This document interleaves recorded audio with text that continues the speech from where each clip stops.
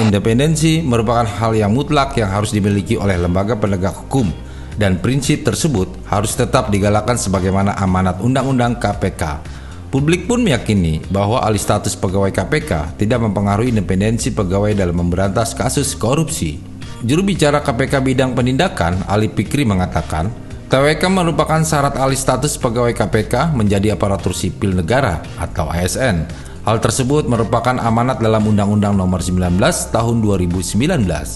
Sehingga tidak benar bahwa TWK merupakan bagian dari perlemahan KPK.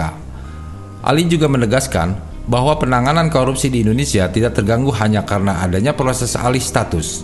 Semua tugas KPK dipastikan tetap berjalan.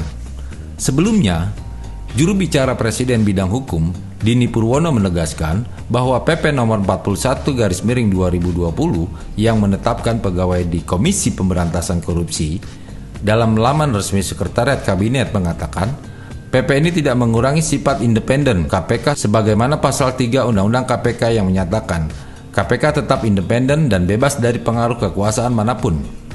Penetapan status pegawai KPK sebagai ASN atau PNS bukanlah upaya pemerintah untuk melemahkan lembaga anti rasuah tersebut. Sama sekali tidak ada niat pemerintah untuk melemahkan KPK dalam hal ini. Sebaliknya, ini merupakan bagian dari memperkuat institusi pemberantasan korupsi di Indonesia. Pada kesempatan berbeda, Ketua Komisi Pemberantasan Korupsi atau KPK, Firly Bahuri, mengatakan bahwa TWK merupakan salah satu syarat sebagai proses alih status pegawai KPK menjadi aparatur sipil negara. Proses seleksi pegawai KPK dilakukan dengan prosedur dan mekanisme yang sama, tidak ada perlakuan khusus. Peralihan status pegawai tersebut tetap menguatkan independensi KPK, sebab kesetiaan pegawai-pegawai KPK pada Pancasila, Undang-Undang 1945, dan pemerintah telah ditanam sejak proses rekrutmen sampai pembinaan dan kode etik KPK. Apa tujuan dari diadakannya TWK? Untuk menjawab pertanyaan tersebut, tentu saja kita dapat merujuk pada Undang-Undang Nomor 5 Tahun 2014 tentang Aparatur Sipil Negara atau Undang-Undang 5/2014 yang mengatur bahwa dalam menjalankan profesi sebagai ASN harus berlandaskan prinsip-prinsip dan nilai-nilai dasar sebagaimana diatur dalam pasal 3 dan 4. Dalam pasal tersebut, ASN sebagai profesi harus berlandaskan pada prinsip, nilai dasar, kode etik dan kode perilaku, komitmen, integritas moral, dan tanggung jawab pada pelayanan publik. Kompetensi yang diperlukan sesuai dengan bidang tugas, kualifikasi akademik, jaminan perlindungan hukum dalam melaksanakan tugas, dan profesionalitas jabatan.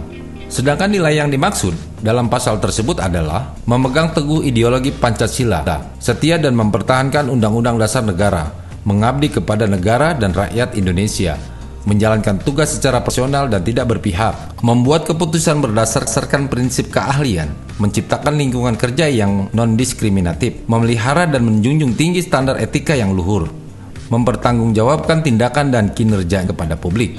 Perlu diketahui juga bahwa TWK pada seleksi ASN KPK tersebut menyinggung banyak hal seperti HTI, EPI, dan terorisme yang dianggap tak sesuai tugas pokok fungsi pegawai. Menanggapi polemik tersebut, Bima Arya Wibisana angkat bicara. Dirinya menilai wajar jika soal TWK dalam seleksi ASN mempertanyakan soal radikalisme dan organisasi massa, sebab memang itulah yang hendak dinilai lewat asesmen. Asesmen tersebut sebetulnya juga berguna untuk melihat derajat radikalisme peserta tes. Jadi tentu saja wajar jika terdapat pertanyaan atau pancingan dalam wawancara seperti itu untuk menggali tingkat keyakinan peserta. Sementara itu, penggiat media sosial Eko Kuntadi mengatakan bahwa 51 pegawai KPK yang tidak lolos tes wawasan kebangsaan harus segera diberhentikan. Mereka yang tidak lolos tes ASN dan sudah ada verifikasi kedua, kemudian tidak lolos juga. Sehingga tidak ada tujuan untuk mengurangi independensi KPK dengan adanya tes TWK tersebut.